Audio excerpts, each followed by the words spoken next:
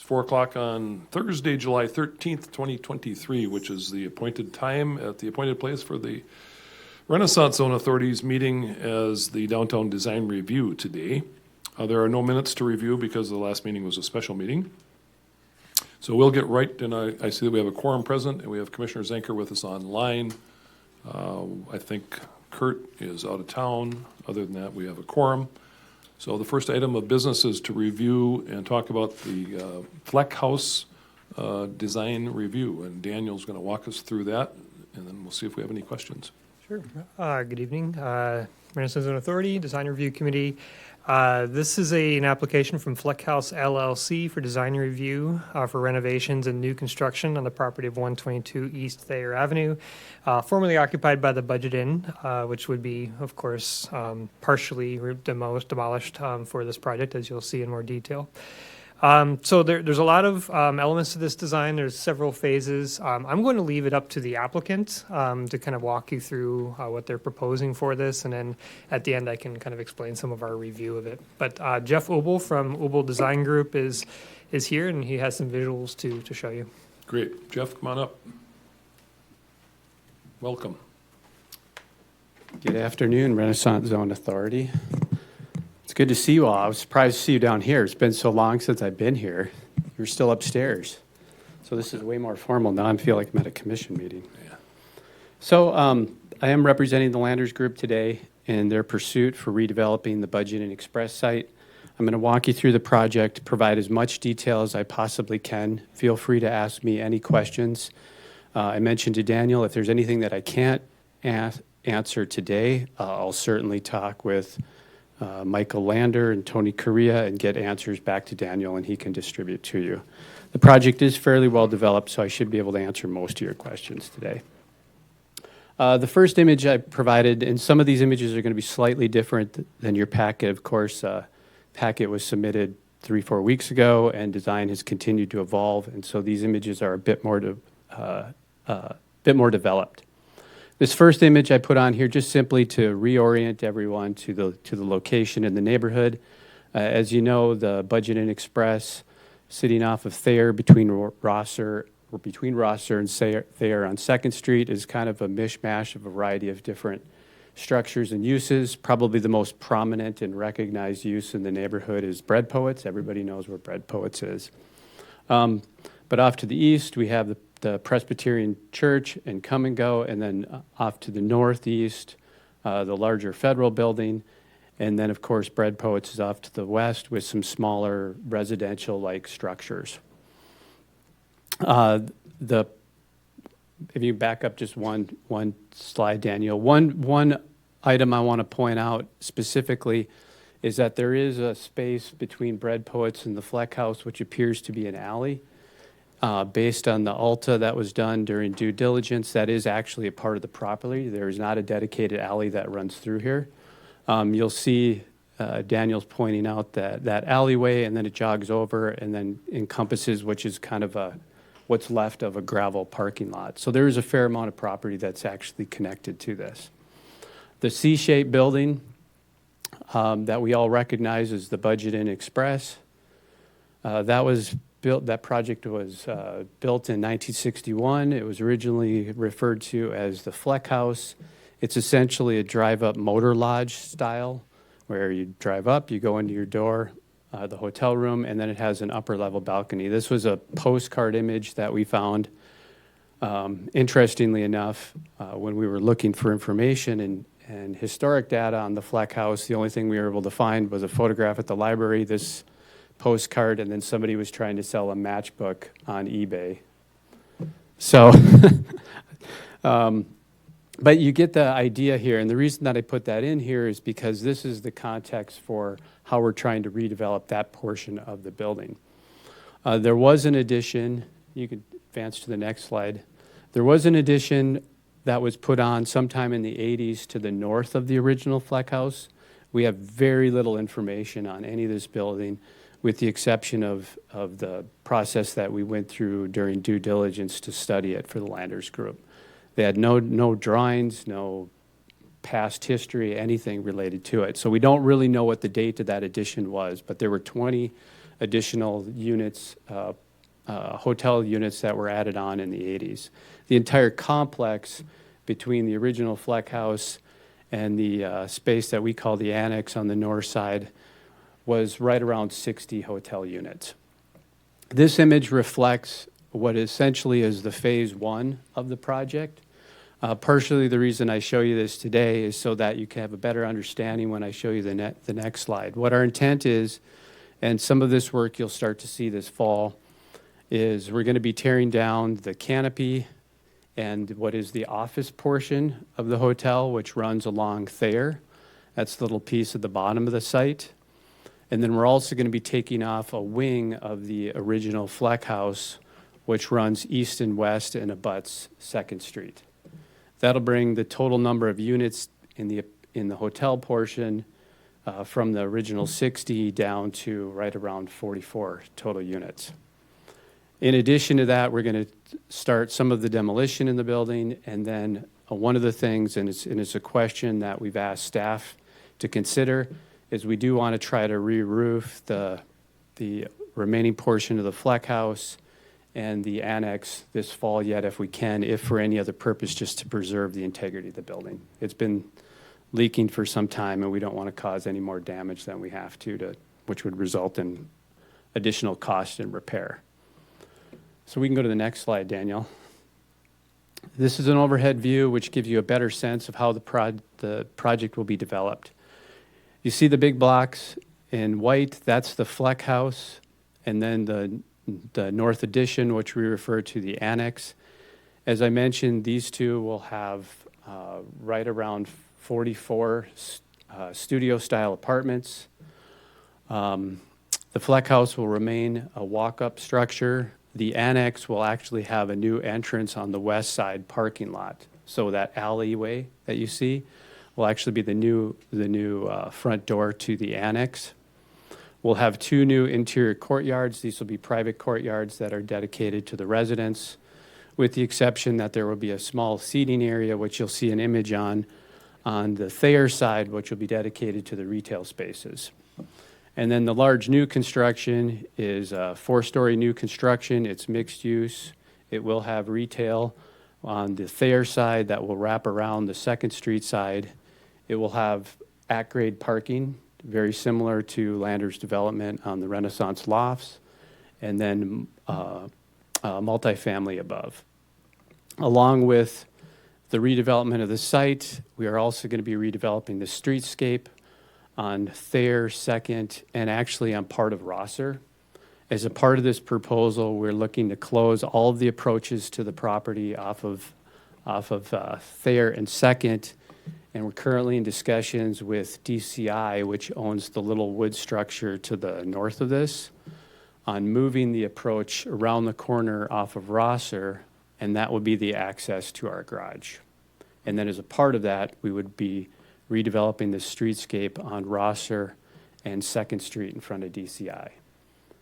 In addition to that, I can tell you that Landers Group is also in conversation with Bread Poets and the Presbyterian Church on looking for opportunities to continue to develop Thayer down to at least the Bread Poets, and then also the east side of 2nd Street, including the amenities that, of course, will be included with the streetscape will not only be the landscaping aspect, but we'll also be coming back to the city looking for easements for bike racks and benches and those types of amenities as well. We can do the next slide, Daniel. This is a view just to give you a sense of how we're approaching some of those issues that often come up in this type of development. With the Roanoke building, which is the new structure that we're building, all the mechanical equipment will be up on the roof, so there won't be anything on grade. We will have a transformer on the north end of the building and the meter center. Each of these apartments will be metered separately, so we'll have a large meter center. That will actually be on the north end of the building by the garage door. You can see it noted right around where DCI is. Also in this view, you'll see on the north end of the annex, we're also looking at doing a public art piece. This is off of the right-of-way, so We don't anticipate that being an issue, but just something, we got a big blank masonry wall over there, and so we're looking to enhance that as well. And then also working with the neighbors, we're looking at consolidating trash, other electrical systems in that alleyway and access way on the west side, just so we can clean that up and make it a nice inviting environment for the tenants. So you'll see a proposed location for trash, and this is also likely a proposed location for a transformer that would be serving the annex and the Fleck House. All the utilities in that alleyway right now are above ground. There is no MDU easement. Somehow that just occurred over time, and we met with MDU, and we're working with them to bury all of those utilities in that alleyway underground. And so the easement process has started on that as well. In addition to that, Landers is also going to be working with Bread Poets on developing an access and maintenance agreement. Based on the development of this, technically speaking, Bread Poets doesn't have access to the back piece of their property. And so we want to make sure and cross all those issues. Next slide will work, Daniel. This is a view looking back towards the north. You can see at the lower level, that is all retail frontage. The upper two levels are residential, and then we will have a variety of rooftop decks. In this case, there will be a rooftop deck that'll be the community room. That'll be facing the south. There will also be a private deck up there for one of the units that's on this floor. As we go around here, you'll see that the units that are facing the west, many of them have private balconies, and then the units on the north also have private deck access as well. All of the materials on the north and south end are all masonry construction. It's all brick. And then the area in the middle is cement board siding, which has a pattern incorporated into it, so it doesn't necessarily feel like your traditional lap siding that you would have on a residential structure. And then there's a variety of other materials that are being added to that just to enhance the aesthetic of it, including wood and some metal panel. We can go to the next slide, Daniel. So I'm going to go through each one of the structures individually just to give you a sense of what we're looking at doing. Sydney's with me. We brought the physical samples with you to show you. The first one I want to talk about is the Fleck House. So we are keeping the original structure. We're trying to reach back in time and enhance the idea of the motor lodge. And so this structure will be completely repainted. All the doors and windows will be replaced. The roof will be replaced. And then the units themselves will be completely gutted and renovated. So with the exception of the structure of this building, everything on it you see will be replaced.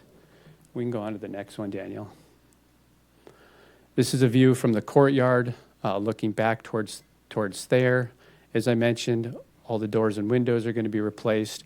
There are gaps between this masonry trellis that was developed. Currently, if you go by there, at some point when the hotel did some work, they filled in those little gaps with siding and some crummy little windows. That's all being torn out, and we're infilling with some custom architectural metalwork, which you'll see in various other aspects of the project, including the gates into the private courtyards. In addition to that, we're developing landscaping that will create private, or at least semi-private outdoor space for each one of these studio apartments on both the upper level and the lower level. We can go to the next slide, Daniel. This gives you a view. That corner spot we're looking at as a retail location, and so we're developing a patio space that can then be shared with that retail location and open up to the street. Next slide, Daniel. So the next building I want to talk about is the annex. So this is the 1980s North building. This building, like the Fleck House, will be completely demolished down to its bare structure and renovated. We can go to the next one, Daniel. Here you can see a view of that. In this case, again, windows will be replaced, siding will be replaced, the entire structure will be painted. We'll be adding a new canopy onto the west end, And then the units themselves will be completely gutted and renovated, including all the common corridors. In this case, this building has a central corridor and two central stairways.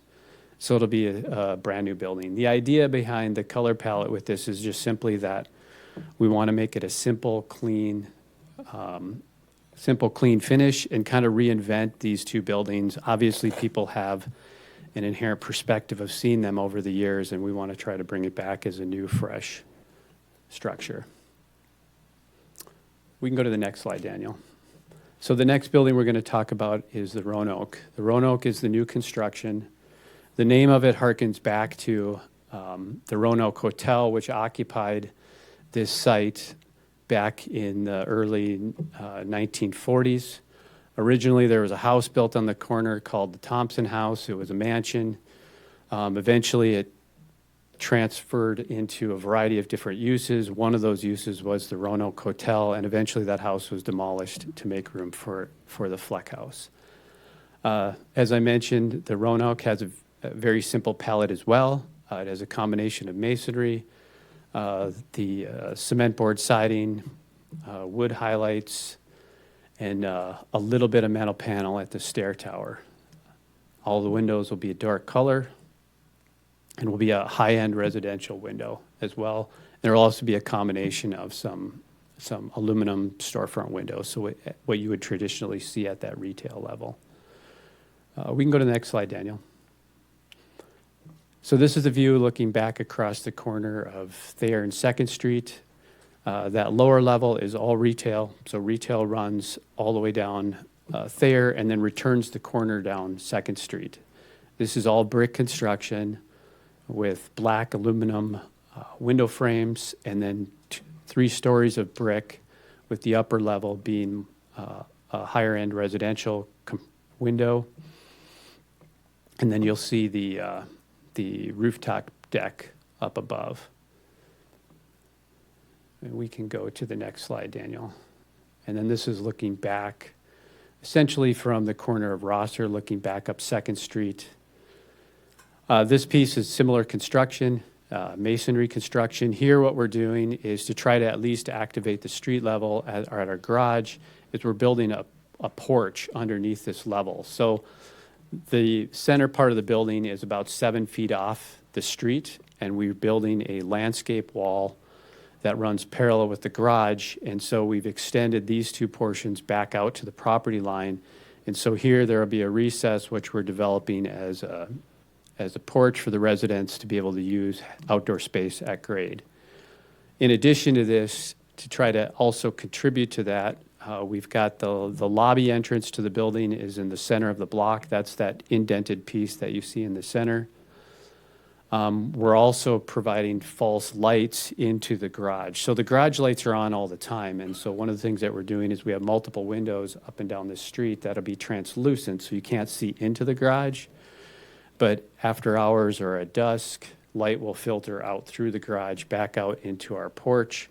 And then also we have those, you see those little boxes in the landscape area.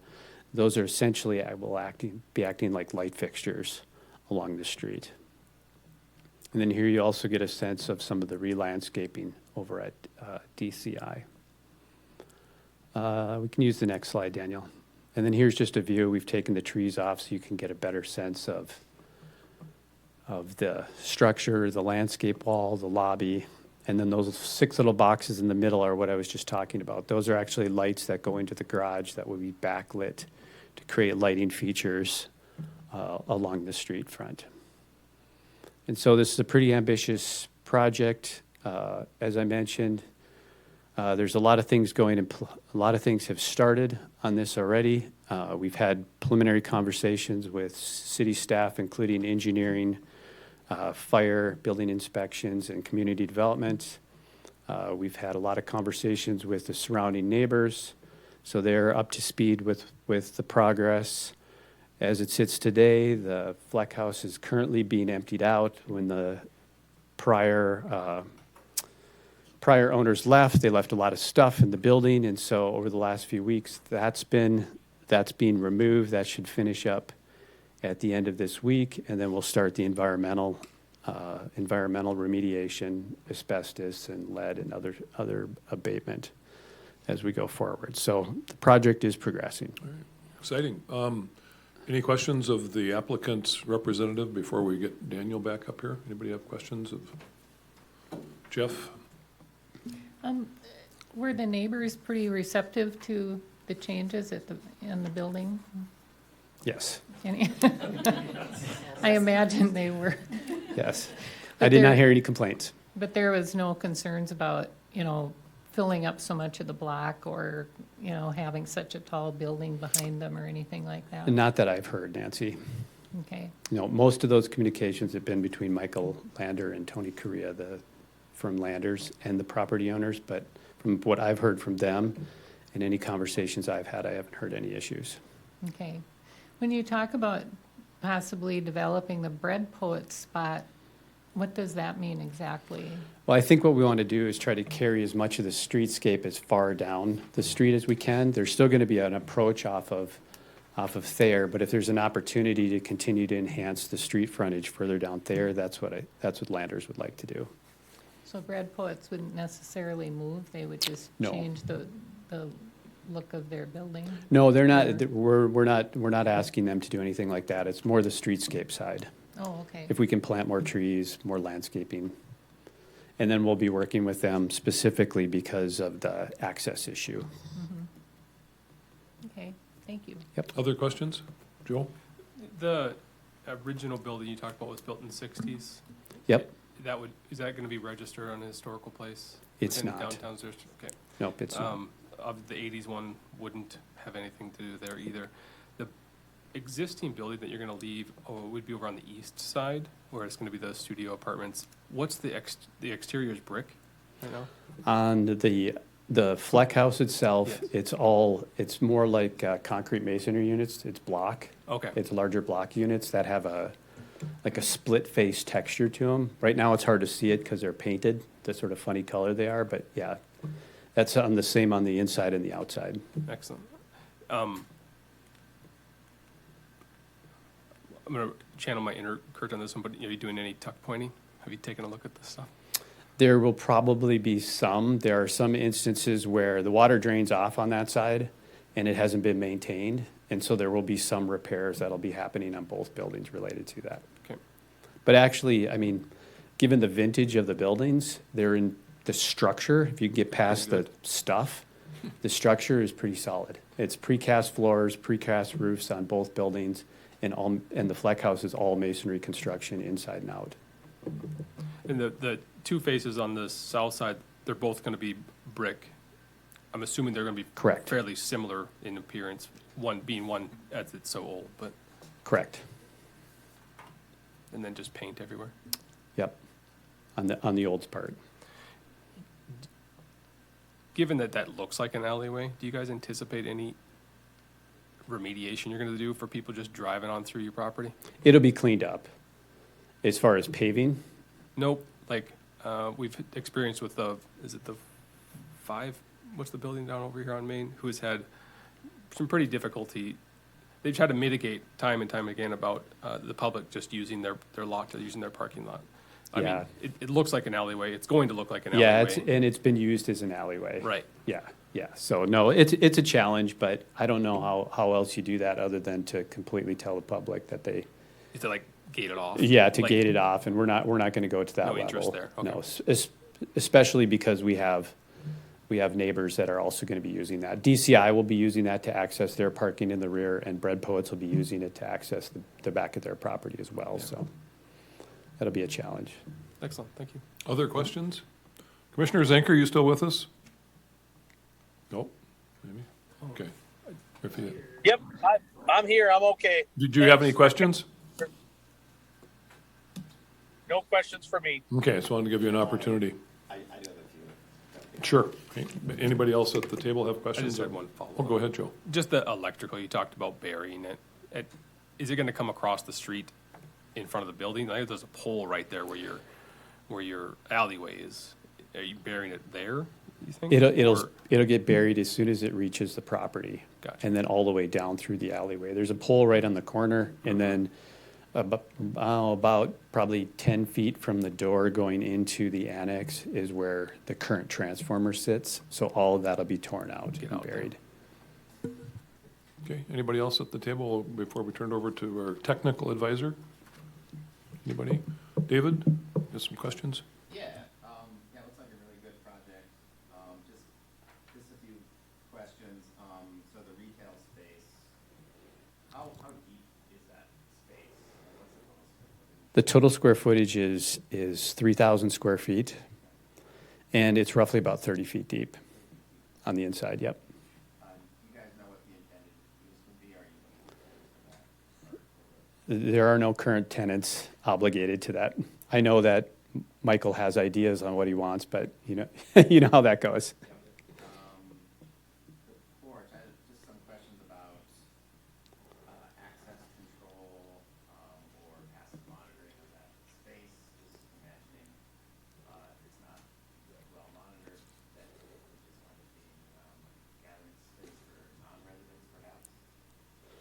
Yeah, it's a good question. That's been a concern of mine since the porch concept got brought up. Right now, the access is open access from one side. I've made the suggestion that we open it up on both sides, so at least you have visibility as you go up and down Second Street.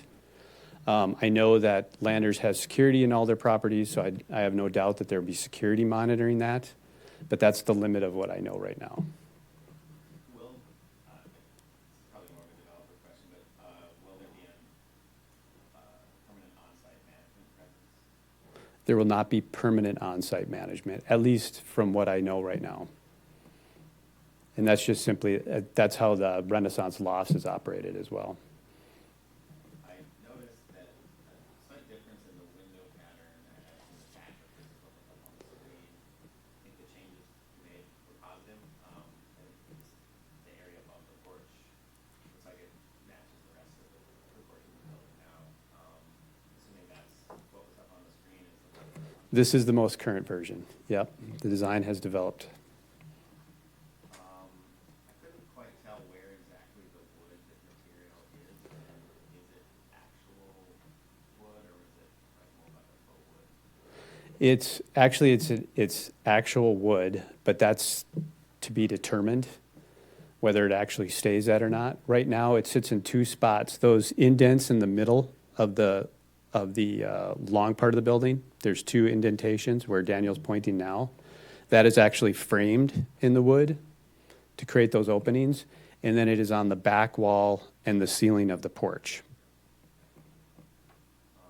And then kind of related to that indentation, the leaf graphic, is that the final design or more of a placeholder? That's more of a placeholder. Yeah, it hasn't been determined. We've gone back and forth on whether we want to do some additional public art there, and so that was a concept. And so just since we're on this elevation, just to kind of recap what the different materials are. On the left side, that's brick. Across the middle, most of the middle, that dark material, that's the siding. Correct. The bottom, parking podium, is that more brick or what is that? That's, well, right now we're looking at, that's actually the precast that's on the garage side, and so we're looking at doing a board form exposed aggregate concrete finish. So And that's a door going into the parking garage, right? that's the lobby door, yep, And then the wood is on the ground floor, on the porch to the right side, metal panel above. correct. Those columns, Those, actually, that whole end, David, is all brick as well. oh, it is. Yes, yep. Oh, so it's not metal. No, it was metal in the submittal, and we've recently, when we repatterned the windows, we changed it to brick. So is there any metal panel? The only metal panel is currently on the stair tower in the middle, that whitish-looking block. Yeah, yeah, looks good. Thank you, David. Anyone have questions of staff? Jeff, thanks. You're welcome. Looks Thank like you an for exciting having us. project. Daniel, do you have anything you want to add? You don't have to, but otherwise we can act on this. I'll just add one thing briefly. So we do recommend approval as staff, and I won't go over the whole review that's in your packet, but we do affirm that it meets code requirements in the ordinance as well as our understanding of the design guidelines.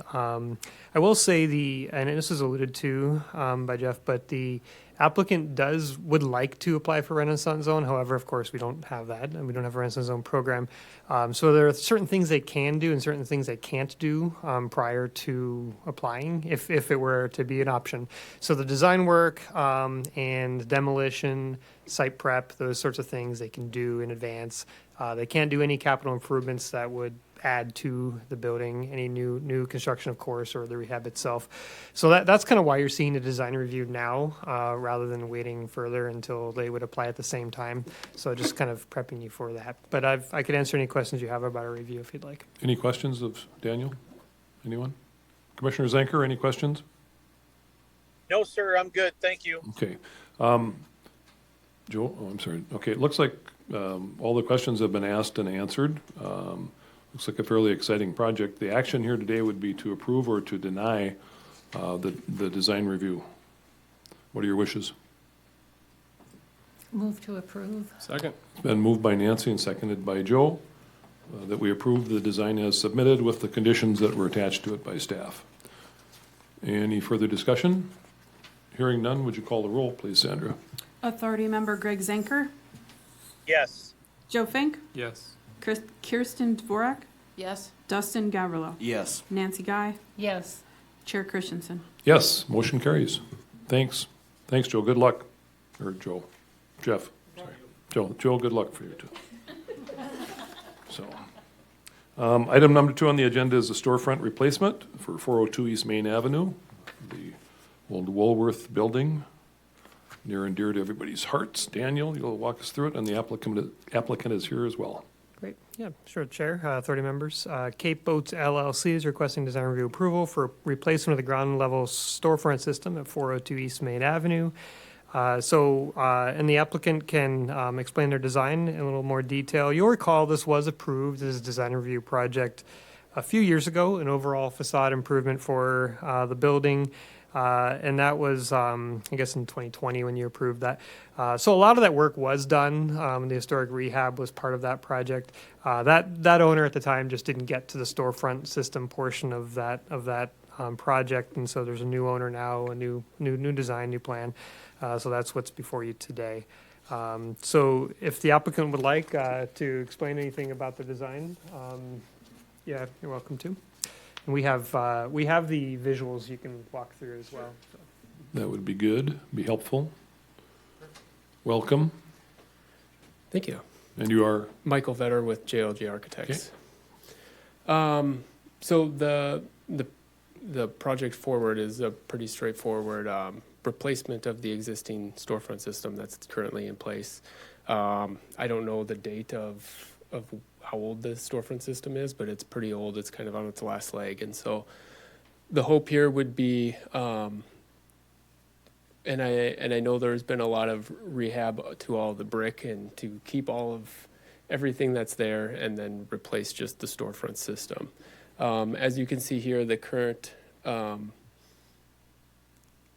system has a transom above that doesn't have any light, and then below also a transom that has, it looks like a stucco infill. So if you go to the next slide, Daniel, I think, so here's what we're proposing, a new system in place.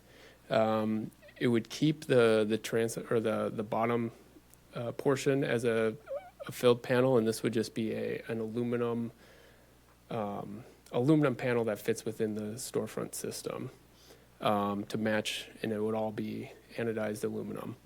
And then we're planning to open up that top portion with vision glass to allow more light into all the spaces. So, is there one more image? Oh yeah, so here's the materials. Again, all the existing brick to remain. We're placing space for tenant signage. And a new aluminum system with, it's based on a tube light, pretty standard manufacturer, with the 1-inch insulated low E glazing. And then again, on the bottom, it is aluminum infill panel. So it's all a cohesive system. Okay. Any questions? Questions? Anybody? Any questions at the table? Commissioner Zenker, any questions? No, sir. Okay, we'll see if our technical advisor, David Witham, has any questions or comments. I think he said, nope, looks good. So, that's a plus. Any further questions of staff? Staff does recommend approval. Chair, you probably know this offhand, but is it pretty typical for the whole transom to go all the way down to the ground level throughout the district? Or is there usually like a brick face on the bottom, or no? You'll, well, go ahead, Daniel. You'll see different, you'll see brick. See it all over, right? Kick Okay. areas or knee wall areas, whatever you'll see. Yeah, typically there is something down there to prevent, snow plows and things from Yeah. hitting the glass, so Yeah. this is pretty standard. Pretty standard. Is there any, David, do you have any issue, like, there's no maintenance issue with this aluminum right on the ground level and removals of snow and all that? It's pretty typical, right?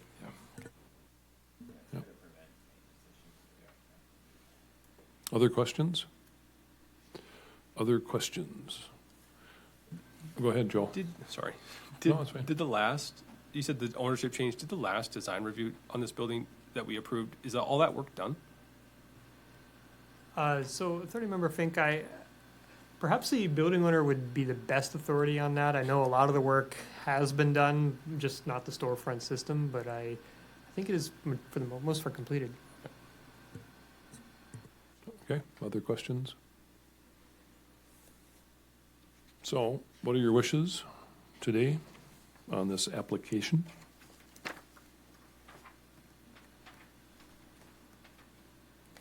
Action would be to approve or deny or send it back to the drawing board, or Move to approve is presented. is there a motion? Is there a second? Seconded by Kirsten. Any further discussion? I should disclose since Dustin's at the table, that I chair the Capitol Gallery Society, which is a tenant in this building on 4th Street. And we don't stand to benefit financially from this, unfortunately, but because we pay the landlord money, he doesn't pay us. So I don't think I have a conflict in voting on this because it'll help improve the building. But so that I'd put that out there. So if anybody thinks I have a conflict, let me know. But, so there's a motion and a second. And any further discussion? Hearing none, call the roll, please, Sandra. Authority member Joe Fink, Yes. Kirsten Dvorak, Yes. Dustin Gavrilo, Yes. Nancy Guy, Yes. Greg Zenker, Yes. Chair Christensen. Yes, that motion carries. Thank you. Last item on the agenda would be the brick planter removal on 4th Street, just up the street from the project we just approved, in front of Pirogue Grill and former Knowles Jewelry. Daniel. Chair, authority members, E-Alad LLC is requesting design review approval for removal of 3 existing brick planters on 4th Street right-of-way, and as at the location you were just told. So basically, these planters have become kind of a maintenance issue for the adjoining property owner. Although they are in the right-of-way, our belief is they were built originally by the property owner of those buildings. They match in style the adjoining buildings. They do not match our downtown streetscape standards today, so we like to keep things a little more simple and aligning with the concrete sidewalks and so forth. So the brick planters usually are not something we do with new projects. So the applicant is brought this request to us to remove these 3 planters. Just a couple of details. There's some electrical lines into the planters used for lighting and so forth, and so those just need to be capped off and removed, and our inspections department could verify that. The one thing that we did discuss and we have included as a recommended condition to this approval is that street trees would be planted in this location where the planters are or were. And it could be 2 or 3, and there would be enough space probably for both of those. This sidewalk is of ample width for street trees. There are other street trees on this block. The new streetscape standards, and you can see this on the block already, show for the pervious pavement, which is a much more cost-effective use, and so far it's holding up pretty well in the few seasons we've used it. So that would be our recommendation. And there's still some discussion that could happen about any cost share. There is a forestry program called Partners in Planting, which can participate in some of this. So that would be our recommendation to include that as a condition. But other than that, we do certainly recommend approval as requested. Questions of Daniel? Nancy? Just for my own clarification, Daniel, so the building owner is responsible for the cost of removing the planters and then planting the trees and making any changes to the sidewalk that need to be made? So yes, Commissioner Guy, so that the building owner would be responsible for the work. The street tree planting portion of it, that could be partially assisted through the forestry department, and there could be a potential for discussion with engineering because this was a streetscape project recently along 4th Street. There may be some ability to discuss cost sharing for that, but that hasn't been worked out. But yeah, ultimately it would be the applicant would be bearing the costs. And they're okay with going further and putting the trees in, right? So their request is really to remove the planters. The street trees, they said that would be great. We'd like to have street trees. I think they're open to that. I think there's maybe some more discussion on the cost sharing portion of that. The reason we brought it up as staff is they will need to break into the concrete to do these planter removals, and so this is the time if you were going to plant street trees to do it. And that is a condition of your recommendation? Of That approval, is, so. right.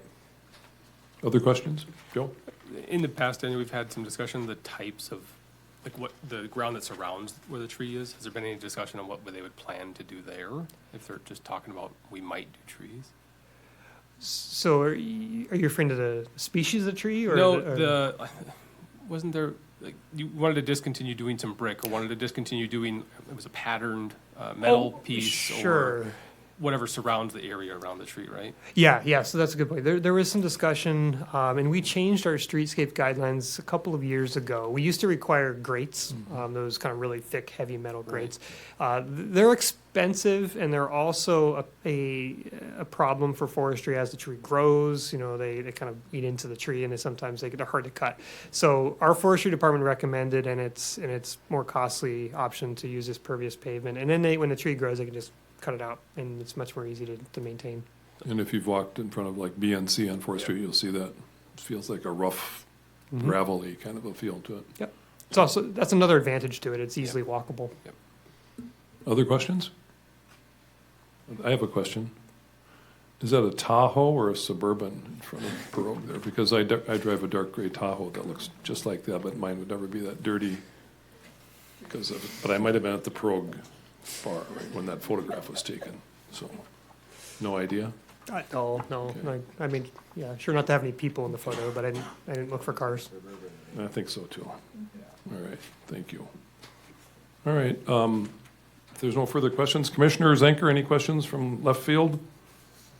No, sir. All right, thank you. What are your wishes? Move approval. It's moved by Joe. Is there a second?